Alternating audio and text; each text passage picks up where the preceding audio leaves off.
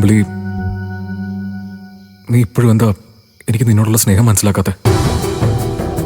എത്ര നാളായി നിന്റെ ആട്ടും തുപ്പും കേട്ട് ഒരു പട്ടിയെ പോലെ നിന്റെ കാൽക്കീഴിൽ ഒന്ന് കിടക്കുന്നു. നിനക്കെന്നെ വേദനിപ്പിച്ച് മതിയായില്ലല്ലേ? നിന്റെ അവഗണന ഇനി എനിക്ക് സഹിക്കാനാവില്ല അമ്പിളി.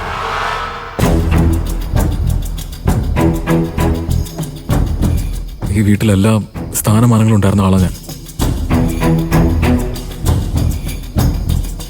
എന്നാ ഇപ്പോ ഞാൻ ഈ വീട്ടിലൊരു അന്യനാ.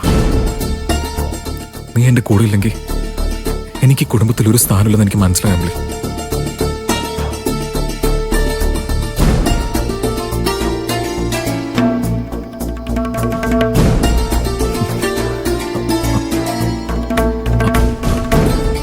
അമ്പിളി, ഇനിയെങ്കിലും നീ എന്നൊന്ന് മനസ്സിലാക്ക.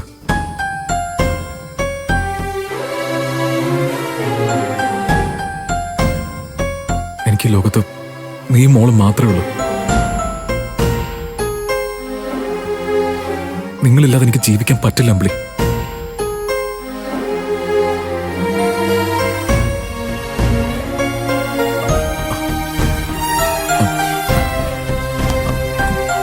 അമ്പിളി, തൊട്ടുപോരുത് എന്റെ ദേഹത്ത്.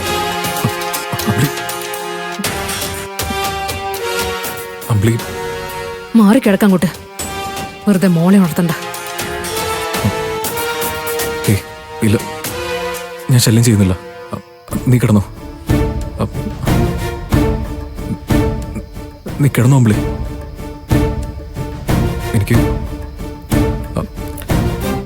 എനിക്ക് നിന്നോട് സംസാരിച്ചാൽ മതി, വേറൊന്നും വേണ്ട. നിങ്ങൾക്ക് എന്ത് സംസാരിക്കാൻ? ലോകത്ത് നിങ്ങൾക്ക് വേറെ ആരും ഇല്ലാഞ്ഞിട്ടാണോ അന്ന് ദാസങ്ങളെ വിളിച്ചപ്പോഴും അവളുടെയും കുഞ്ഞിന്റെയും വിശേഷങ്ങൾ ചോദിച്ചത്? അമ്പിളി, അതിനൊന്നും നീ കരുതുന്ന ഒരു അർത്ഥവുമില്ല. അമ്പിളി, ദയവ് ചെയ്ത് നീനൊന്ന് മനസ്സിലാക്കുക. നമുക്ക് ലച്ചുമോളുടെ അപ്പുറം ഇപ്പുറം കിടന്ന് സംസാരിക്കാം. അമ്പിളി, എത്ര നാളായി നമ്മൾ മോളുടെ ഒപ്പം കിടന്നിട്ട്.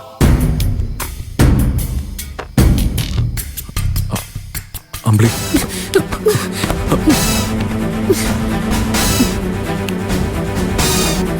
വേണ്ട, നിങ്ങളുടെ മോളുടെ അടുത്തേ നിങ്ങൾ കിടന്നാ മതി. അമ്പിളി എപ്പോഴും കീഴ്പ്പെടുത്തുന്നത് പോലെ ഇനി കീഴ്പ്പെടുത്താന്ന് കരുതണ്ട.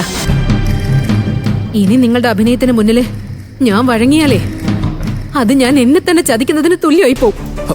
അമ്പിളി, ഞാൻ പറയുന്നൊന്നും കേട്ടോ. പോലെ പോരുത് അമ്പിളി. അമ്പിളി, ഞാൻ നിന്റെ കാല് പിടിക്കാം. നീ എന്നോടൊന്ന് ക്ഷമിച്ചെന്ന് പറ. അമ്പിളി, എനിക്ക് പറയാനുള്ളത് കേൾക്കാതെ നീ പോകരുത് പ്ലീസ്. നീ എന്നോട് ക്ഷമിച്ചെന്ന് പറ. അമ്പിളി, അമ്പിളി, ഞാൻ പറയുന്നൊന്ന് കേക്ക്. നിങ്ങൾ ഇങ്ങനെ ബലം പ്രയോഗിക്കാൻ തുടങ്ങിയാലേ ഒരിക്കലും ഞാൻ നിങ്ങളോട് ക്ഷമിക്കാൻ പോകുന്നില്ല. അങ്ങനെയല്ല അമ്പിളി, ഞാനൊന്ന് പറയട്ടെ. അമ്പിളി, പറയുന്നൊന്ന് മനസ്സിലാക്ക്. അമ്പിളി, പോലെ.